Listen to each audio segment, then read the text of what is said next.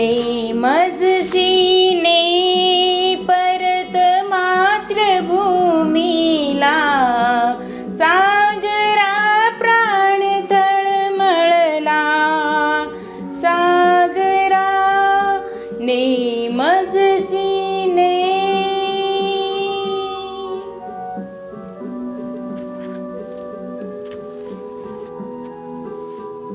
मातेच्या चरणतला तुझ धूता, मी नित्य पाहिला होता.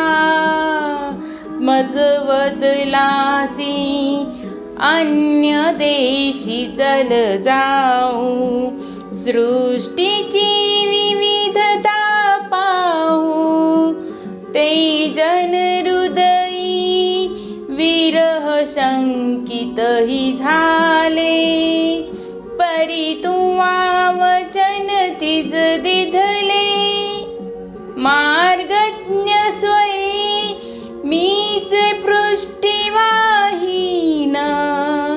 त्वरित या परत आणीन. विश्वसलो या तव वचनी मी, जग अनुभव योगे बनुनी मी.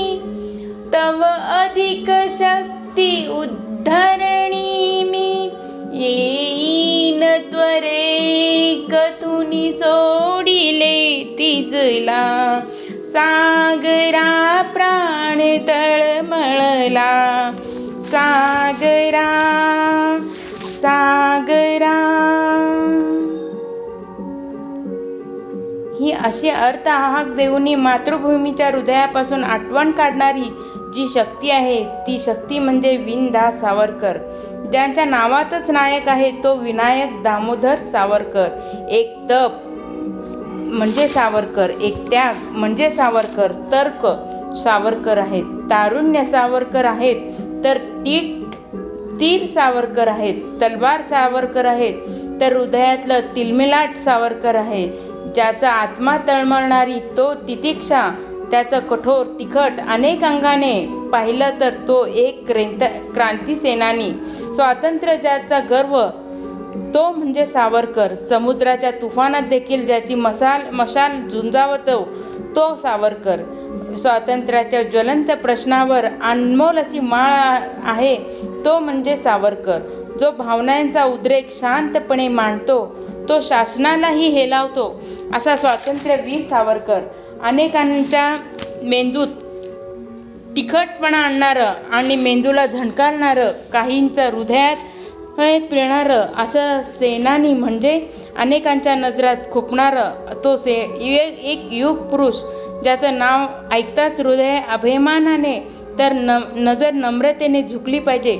अशा सेनानीच्या विषयावर आपल्या मनात अनेक प्रश्न निर्माण होतात.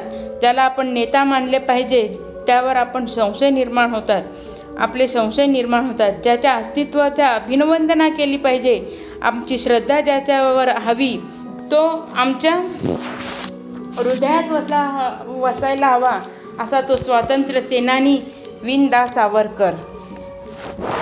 70 वर्षातील काँग्रेसच्या नेत्यांनी लोकांच्या मनात अनेक प्रश्न असे निर्माण केले, ज्या आमच्या पिढीसोबत छळ कपट केला गेला. तो सूर्याला ज्याप्रमाणे ग्रहण लागते त्याचप्रमाणे सावरकरसारख्या तेज पुरुषालाही ग्रहण लागले होते. अनेक प्रश्न जखडले गेले होते. आमच्या ध्येयापासून अलिप्त ठेवण्यात आलं होतं.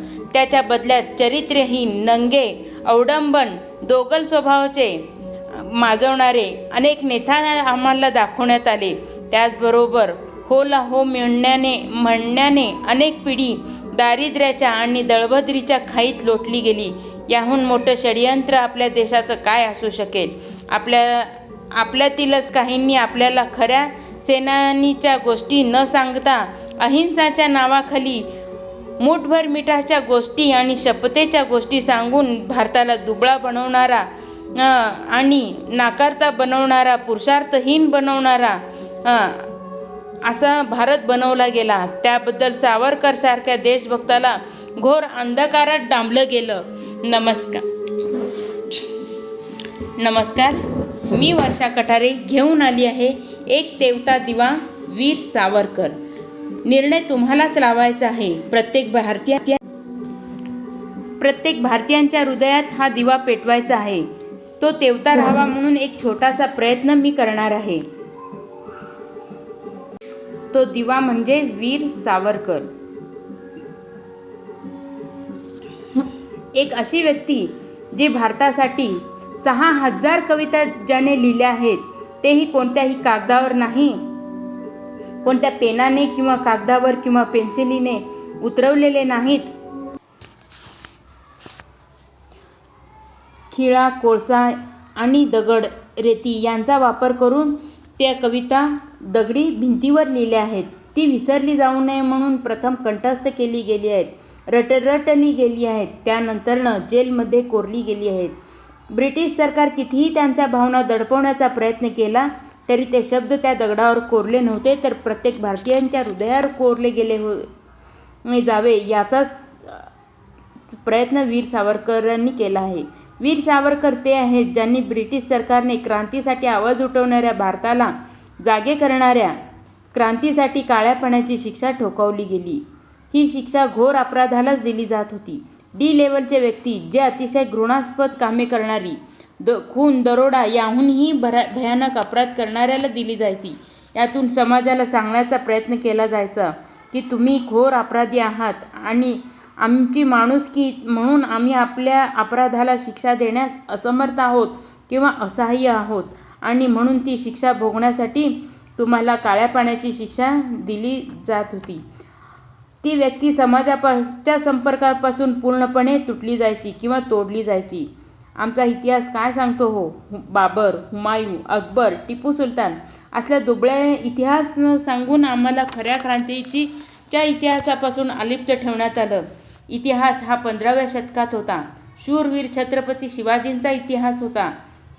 त्यानंतर संभाजीचा इतिहास होता. मग ब्रिटिश सरकार 17व्या शतकात ब्रिटिशांनी भारतावरील सत्ता आमच्या इतिहासात पूर्णपणे वगळली गेली. कारण काय तर इतिहास आमचं पुस्तक मोगलांनीच भरून गेलं होतं, त्यांच्या स्तुतीमध्येच भरून गेलं होतं.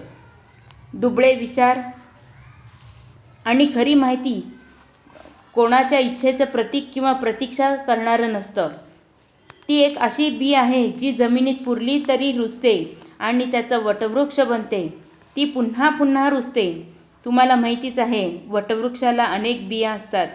ती पुन्हा पुन्हा खाली उतरतात आणि पुन्हा अनेक वटवृक्ष तयार होतात. तुम्ही कधी असे ऐकले आहे का एखादी क्रिया घडण्याआधीच नष्ट केली जाते? नाही ना. ती क्रिया घडताना आपले पुरावे याच मातीत राखून टेकून जाते. 1857च्या पुस्तकात स्वातंत्र्य समर नावाचं पुस्तक जे वीर सावरकरांनी लिहिलं होतं, हे पुस्तक क्रांतिकार्यासाठी भगवद्गीता समान होतं. ते पुस्तक त्या काळी संपूर्ण इंग्लंड ब्रिटिश सरकार वाचून ते ब्रिटिश सरकार हादरलं होतं. हे पुस्तक ज्यांच्या वाचनात आलं तो महान पुण्यवानच असला जायचा. ते पुस्तक होतं ज्याच्यामुळे पुढे क्रांतिकारी घडले.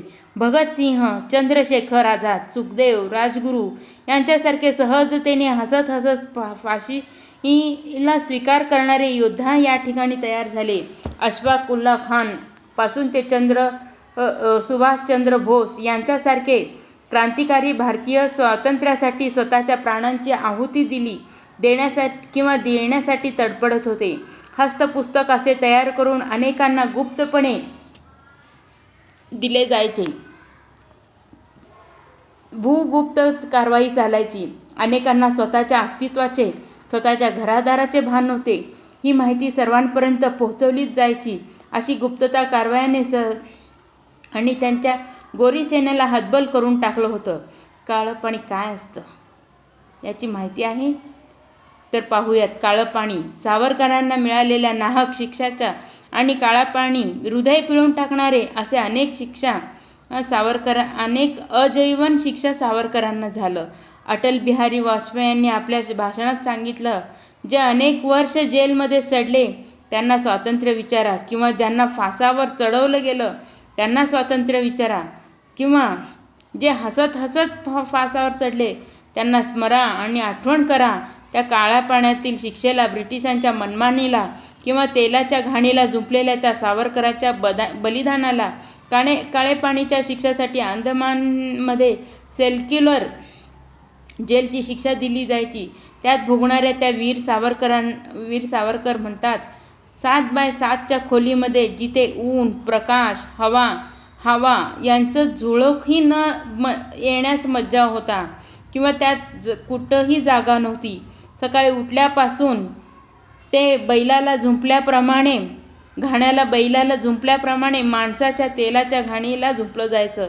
तेही भरगच्च नारळाच्या कवचासहित असायचं आणि तो मोठमोठ्या बलाढ्य आणि दणकट अशा माणसालाही तो घाणा फिरवला नाही जाणार असा तो घाणा असायचा. तो घाणा ओढताना शरीराचं पायाचं जोर दिला जायचा. तो फिरायचा नाही आणि पाय तिथेच थबकले तर ब्रिटिशांच्या त्या चेल्यांची आणि त्या चाट्या ब्रिटिशांची फटकार दिली जायची. अंधारात जीव व्याकुळला जायचा, शरीर थकायचं. 2 कटोरीच्या पाणी दिवसभर त्यांना प्यायला दिले जायचं. एखादी कटोरी एखादा दिवस जास्त पिला तर त्यांना शिक्षाही मिळाली जायची. शरीराची लाही मिटत नव्हती. आंघोळीसाठी ऊन पाणी नव्हतं. शौचास मार्जन करण्यासाठी जागा नव्हती. जागेत दुर्गंधयुक्त जीवन जगून जीव क्षिणून जायचा. मनाचा टाहो होण्याआधीच दबला जायचा. पृथ्वीवर जर नरक कुठे असेल तर तो अंदमानच्या सेल्युलर जेलमध्ये होता. वीर सावरकर, तुमच्या आमच्या स्वातंत्र्यासाठी, या भूमीच्या रक्षणासाठी तो नरकवासही भोगला. सुंदर भारताची प्रतिमा जागृत करण्यासाठी त्यांनी स्वतःची आहुती दिली. ती शिक्षा फक्त 10 वर्षाची होती. फक्त का म्हणते इथे 10 वर्ष शिक्षा भोगून तरीही त्यांना ब्रिटिशांना माफीनामा मागावा लागला. पण शिक्षा मुळात झालीच का? हा देवमाणूस या शिक्षेमध्ये का अडकला? तर सन 1909 मध्ये जुलै 11, स्थान लंडन, जहांगीर हॉल. हा महान क्रांतिकारक मदनलाल डिंगरा फिरंगी अधिकाऱ्याच्या कर्जन वायली ची हत्या त्याने केली. काही अंग्रेज भक्त होते जे भारतवासीच होते. इथे पारतंत्र्यात भारत असताना ते वायलीसाठी शोक करत होते आणि सभा बोलवत होते. मदनलाल डिंगरासाठी ते निंदक गोष्टी केला. त्यांचा प्रस्ताव भारतीय डिंगराविरोधी प्रस्ताव केला गेला. स्वातंत्र्यवीर सावरकरांना ते अपहारकारक गोष्टींचा त्यांनी विरोध केला. मदनलाल डिंगरा यांची प्रशंसा किंवा निंदा करणाऱ्यांचा त्यांनी विरोध केला.